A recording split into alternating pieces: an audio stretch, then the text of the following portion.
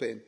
Alors, pour commencer, je vais laisser la parole à un grand défenseur du peuple congolais, mais aussi, surtout, à un grand défenseur des droits humains, partout dans le monde, le docteur Denis Mukwege, prix Nobel Sakharov en 2014 et prix Nobel de la paix 2018. Je le remercie de nous accorder de son temps et je tiens à avouer ici devant tout le monde que c'est ma rencontre avec le docteur qui a attiré mon attention sur la situation en RDC.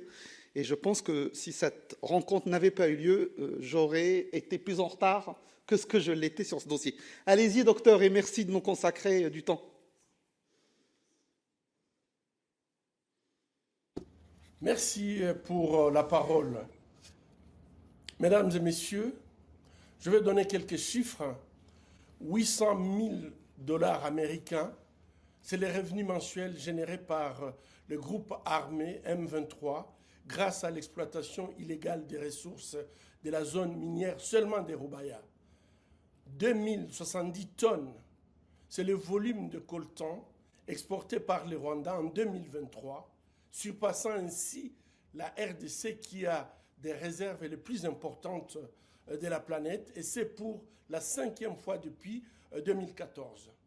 123 000 femmes ont été violées pendant seulement la période de 2023.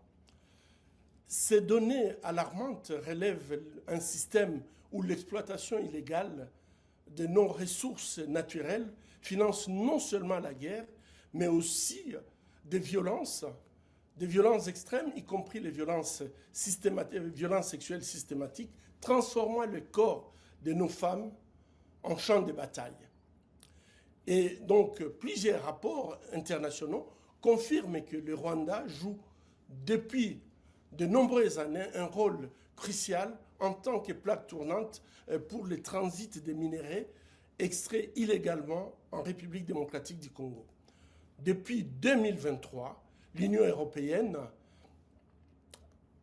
avait déjà exprimé ses préoccupations quant à l'implication du Rwanda dans le soutien au groupe rebelle M23, également considéré comme facilitateur de la contrebande des minerais issus de la République démocratique du Congo. Il va donc de soi que signer un accord sur les minerais stratégiques avec un pays qui utilise la violence pour les obtenir pose une question morale et éthique auprès de l'Union européenne. De surcroît, plusieurs autres éléments viennent mettre tout simplement en doute la validité de cet accord. D'abord, le manque de transparence. Le Rwanda n'étant pas membre de l'initiative pour la transparence dans les industries extractives, il ne respecte donc pas les standards internationaux en matière de transparence des revenus issus des ressources naturelles. Et ça, c'est très très important de pouvoir le mettre en évidence. Deuxièmement, l'absence d'un système de diligence raisonnable internationalement reconnu dans le domaine des 3T. Et comment concilier les objectifs de l'accord avec le fait que l'un des outils centraux soutenant le processus de diligence raisonnable pour le commerce de 3T, le International Tin Supply Chain Initiative, a tout simplement été retiré de la liste de l'initiative pour des minerais responsables. Et ceci s'est passé en juin 2024, après avoir démontré son efficacité et avoir servi à diverses reprises d'instruments plutôt de blanchiment. Ces paradoxes ajoutent un énième fossé entre les engagements en matière de transparence et la réalité sur le terrain.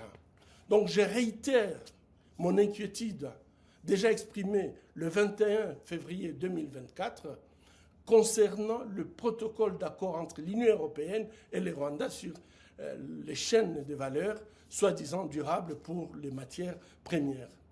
L'approche de l'Union européenne en matière d'approvisionnement responsable devrait refléter ces valeurs fondamentales.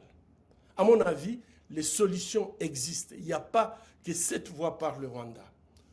Et la solution, c'est s'approvisionner directement en République démocratique du Congo. Toutefois, nous devons reconnaître qu'il est essentiel de faire une collaboration directe entre la République démocratique du Congo et les communautés congolaises qui exploitent ces minéraux. Et ceci doit être accompagné par une volonté réelle des autorités congolaises pour réformer et surtout se conformer aux engagements pris lors de l'accord cadre d'Addis Abeba en 2013. Cet accord dont l'Union européenne est co-garante visait à promouvoir la paix, la sécurité et la coopération régionale. Pour atteindre un climat des affaires assaini, nous recommandons tout simplement au gouvernement congolais de mettre en place les recommandations de l'accord cadre d'Addis Abeba, notamment